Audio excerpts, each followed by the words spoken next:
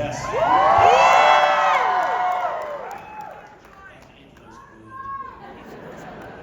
And I've met almost everyone in Albuquerque over the last 2 days. How's the volume in the back? Do we need to be up? Are we good? Hello, house. Can we get the God? Thank you.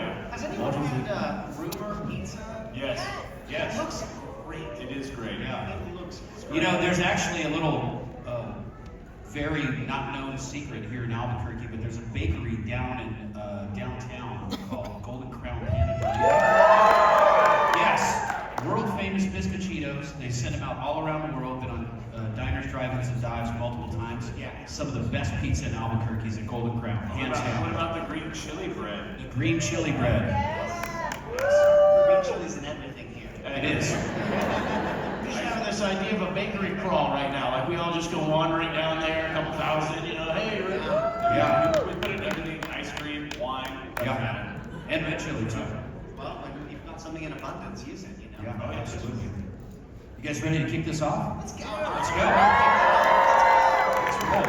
Well, welcome everybody. Welcome to Comic-Con 2025. My name is Buck. I'm one of your hosts. This is my friend Chris Burnett. He is also known as the mayor of downtown Albuquerque because, well, I think he's better than our current mayor. So everybody give it up for Chris Burnett. I did. Not gonna get shot. You're not. I hate this sound system. I think it's the monitors. Hang on. Yeah. Oh, let me see what I can touch. I'm gonna touch something. Uh-oh. Raise your hand, if you can, if that you better? know that Elijah Wood is a DJ. Is Elijah Wood DJing tonight? No. Oh. I don't have any reference for that. So I'm gonna start off with a really basic question. What did the three, and any of you guys could jump in, what did you think first impression after you read the script for Lord of the Rings? I mean, I found it really transportive. I'll never forget reading it because it was under lock and key, basically. I had to go to our casting office in Los Angeles, Victoria Burrows, who did the US casting. I had to go to her office to read it. They weren't sending the script out because it was so secretive. So I went to read Fellowship in an office for 2.5 hours. And I remember it feeling so viscerally real and transportive. And this is no joke. As I was driving home, I felt like there were orcs chasing me. I was so still in the world of the writing that I imagined I was still in it for a bit. Which is a credit to Peter, Fran, and Philippa and the script that they wrote. That is obviously a huge debt to Tolkien, and as we made the movie, I think got closer and closer to the books. But yeah, the reading of it was amazing. John, what about you? I've just been listening to Elijah, trying to remember so many. The scripts were delivered to my house in a. You've been delivered? I mean, he is Sean Astin. I had gone through the whole audition process, but at this point, they wanted to know if I was going to accept the role. Like I auditioned, I wanted the part, they offered the part, and then you're like, okay. So they sent the scripts in like a armored box when I set it on the counter in the kitchen, it was like, no, scripts don't usually. So I opened it up, and it had the name Jamboree on it, on the title page, which I would come to when nobody told me. I guess you have to be smart enough to figure things out in this world sometimes, but that was a faux title page in case we were in a cafe or something and people saw the script sitting there, they wouldn't know that it was Lord of the Rings. They'd think it was, Jamboree or something. So Jamboree, the first 100 years of the New Zealand Scout movement. You just need to be the voice for everything. Right? Seriously, you need to be the voice for everything. Sorry. then I unwound the was string. It was like bound with string. You know, they kind of got to do the figure 8 thing. It's just getting to the script was its own, you know, you're a part of something exciting and scary, and you haven't even opened the book, you know. So I opened it up, and the watermark, you know what a watermark is? It had my name, Sean Astin, large across every single page. That's how, if it got out, they would know.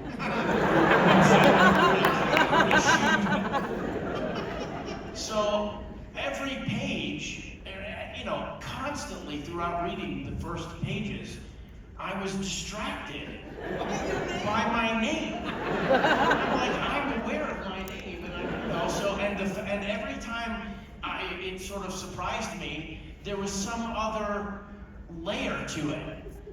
And so I had, in the audition process, I had gotten the books, and I read like 160 pages of The Fellowship. And it was the Alan Lee illustrated version. So I kept finding myself sort of scanning quickly through the script to see where the name Sam appeared, and then looking at the Alan Lee illustrations to orient myself. Like, it was almost like I couldn't go into the world of the movie with the script. It was almost like an impediment in a weird way. I was so aware. I mean, you know, if you read, we were doing this for our whole lives. Mine was a watermark, so maybe that's why. That's right. And you had a time limit. I did, well, the time to read the script. Well, there's these things called slug lines. I think they're slug lines or whatever. Interior, Hobbit, you know, Hobbiton, Hobbit hole, day, interior, so, you know, whatever. And those lines are movie descriptors. And every set, instead of like, ooh, it's Lothlorien, or ooh, it's Mount Doom, or ooh, it's whatever, I would be like, interior, I would focus on, I was distracted. The script itself was distracting to me. In fairness, the medium of screenplay is not, it's not designed to be inherently immersive, right? It is filled Sometimes with, it can be. It can be, but it's filled with screen direction and articulation of a shot in some cases, which does take you out. But I think the fact that I was being cast in this trilogy, that we were going to be, you know, I was going to be agreeing to go with my wife and daughter to New Zealand for 2 years. We had just sold our home of 8 years and bought a new home, and we were moving in when it was all just too much. It was all too much. We had to get down to New Zealand for the rehearsal and start actually reading the books, and then we read the scripts with Peter. Didn't we read through them? Yeah, we didn't read through a fellowship. A fellowship. But that's when I was able to, you know, that's when I was able to feel it for what it was. And then Peter screened for us in his garage screening room the animatic, or what do you call it? The animatic? No, is that what it's called? Yeah. So basically, he filmed the storyboards, and in certain places there was actual animation little sequences that were put together, and it was all performed by actors, all the dialogue from the script. It was the script in kind of visual form. And we sat there for how many hours, 7 hours or something, watching it, and that's when I started to understand Peter Jackson's concept of what the movie was. The pacing, you know, it was almost like having a pace card set for me. You know, so yeah, I don't know if that's satisfying or not, but and then every single day we would get script revisions, and for the first couple months at night you would diligently open the brackets, turn the pages, go to the page where the old page was, replace it with the new. Like salmon. Yes, yeah, everyone has a new color, yeah. And goldenrod, buff, you know, yeah, exactly. And you have this like rainbow script, and you know, and you're like, are they changing the word the? Are they really making the? And I honestly, I would have to get to the set and look down at the clothes I was wearing to know where I was. Yeah. Mr. Davies, what about you? What did you think when you read the script? John, you were a literary You're a literarily trained individual, a classically trained. How did you approach this? Well, look, I only wanted to go to New Zealand for a month. I wanted a nice small part, you know, one of the kings who dies or gets killed or goes mad or something like that, and just a month to visit New Zealand, have a look around, and then come back and have a proper job. Because I was quite certain that this book could never be made into a movie. Tolkien thought that, and I agreed with him.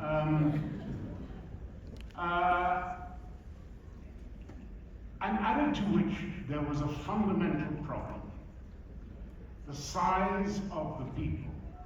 If you do not believe that I am a dwarf, and that I am taller than you two, and that the elf is taller than me, and that a human is probably slightly taller than an elf.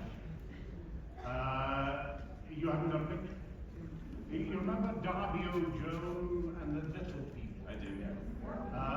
Many, many years ago, and actually, your fathers weren't even born when that came out, but there they were, you know, these little people dancing around in the thing, and I thought this is going to be complete rubbish. And it was really only after they shot a little bit of that first scene with you and Ian, you hopping onto the cart, and McKellen and I were sitting together watching this screening, and we both at the same time went, and I said, how the hell did you do that? And he said, I don't know. Once you have that magic, that you make it possible for people to believe that, you knew that you were in with a real chance. Can you recall if you read the script straight through? Let it go. Oh God, I couldn't even get through the darn books.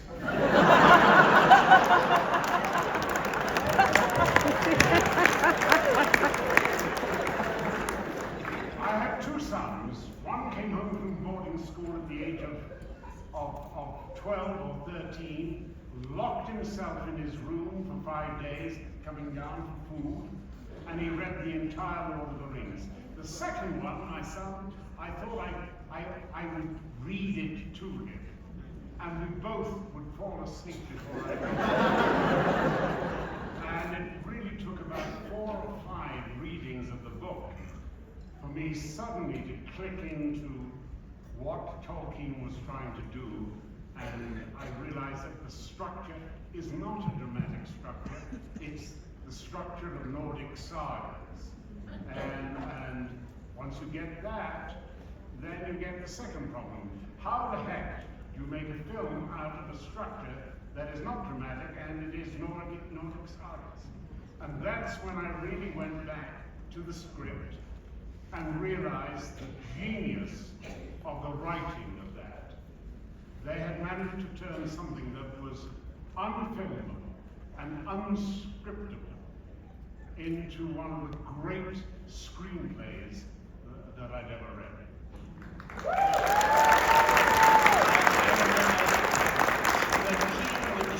When Peter would describe why certain sequences weren't in there, like Tom Bombadil, or how they thought, what was driving the plot at a certain point. That's when he made it clear to me that what the choices were. Reading the script on its own, absent hearing his description of how they approached what they were doing, I couldn't track it. So I think that's and you know, you read it and I just can't imagine that. I never went into the world in the way you described you went in when you read the script, until after principal photography. In the sense of, you know when you're reading a book and it's coming to the last pages and you don't want it to end. aching feeling, I don't want this to end, you're in it. And I was looking at it like an archaeologist, I say advisedly to my friend. But I was looking through the book. Digging in the Wrong place.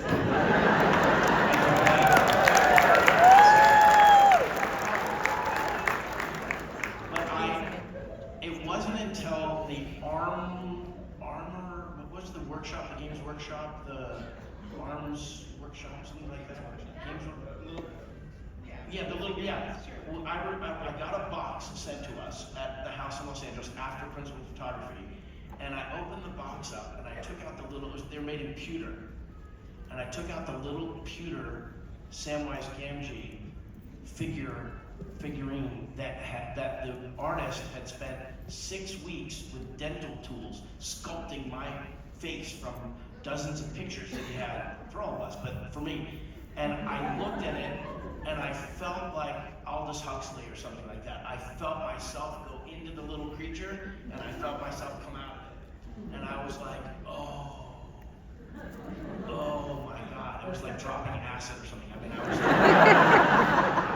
because when we're on the stage, we go in the regular size set of Brie or Hobbiton, and then Ian goes into the small scale size thing. So he gets to bump his head and feel like a giant, but we just feel like we're in a normal set. So I never got to go into until that moment. And then I was like, I really can't wait to see the movie. That's like funny to a degree. Yeah. There's some scales. Everything I say is only partially true once in a while.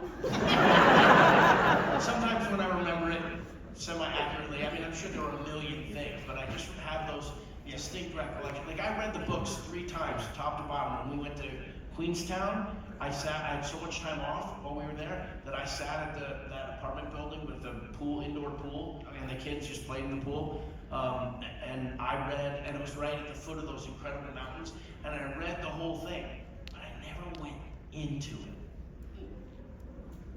Yeah. Until the toy. So you guys were in New Zealand, especially for Fellowship of the Rings, for just months at a time. What was it like being on set with everybody? And I mean, I've heard that you guys all have tattoos. Like, where are your tattoos? And then, did you guys just become this family there while you were there for all those months?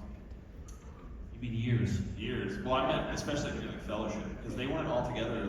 We showed up at the same time, but principal photography was 16 months, and then we went back every year for about a month to 2 months for each film. or 5 months.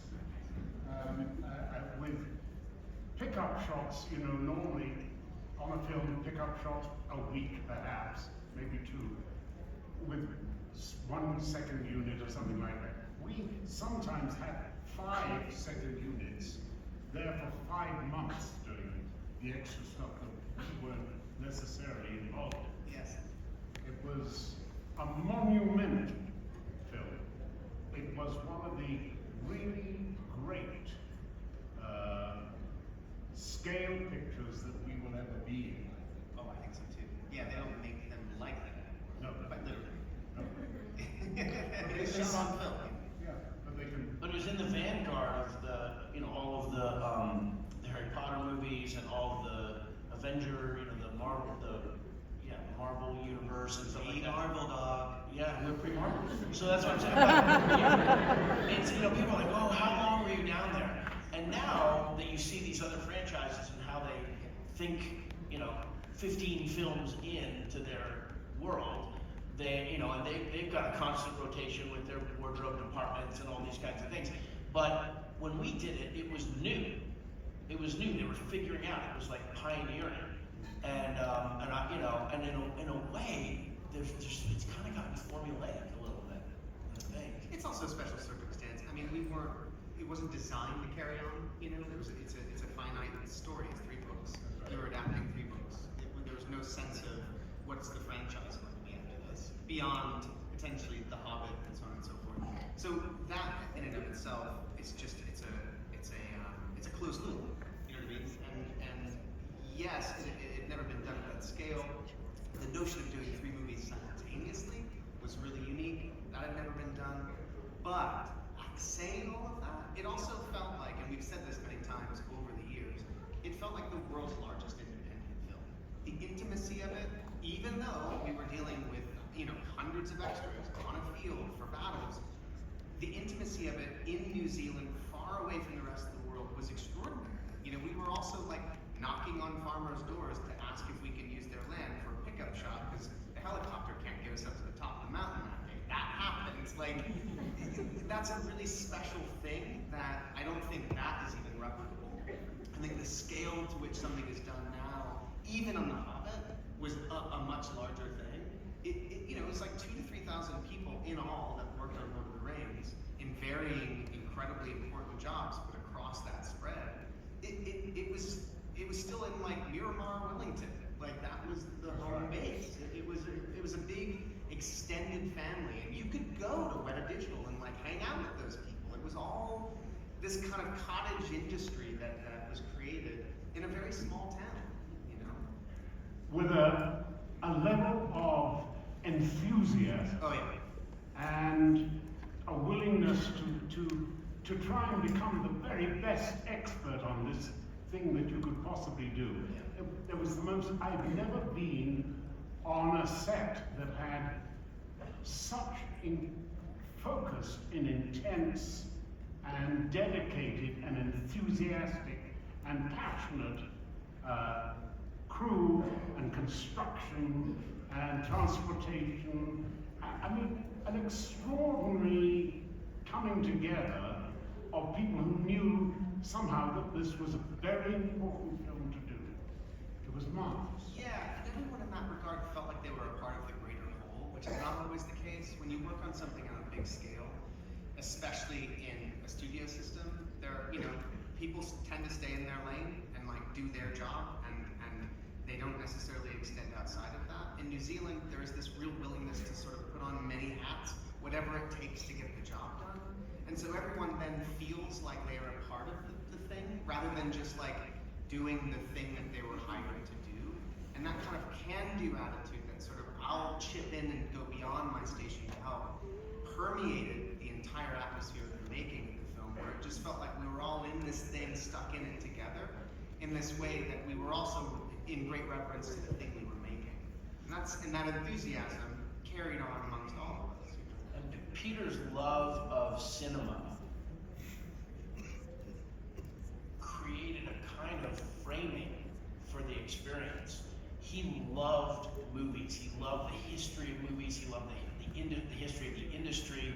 And so you felt, because of his passion and his interest and his relationship to cinema history, and you think of it in terms of those. If you go to make a movie about some subject or whatever, you don't think necessarily like, what is this project's relationship to film history? He was approaching this like, this is pushing the boundaries of what has ever been achieved before. There's something like the dolly. There's a kind of I don't know if it's mythology is the right word, but they would talk about like, oh, what's the longest dolly track that's ever been made? And I remember when Color Purple was made, they said, oh, the dolly track through the fields, Spielberg laid out the longest dolly track ever. And I remember when we were, to your point about like everybody pitches in, this is one of my favorite little achievements, was the dolly grips had these handles on the back of the dollies. The dollies are basically like a little car, and you could turn the wheel with the left hand and turn the wheel with the right hand, and you can kind of decide how to move it. But they were only 10 inches wide, the grips.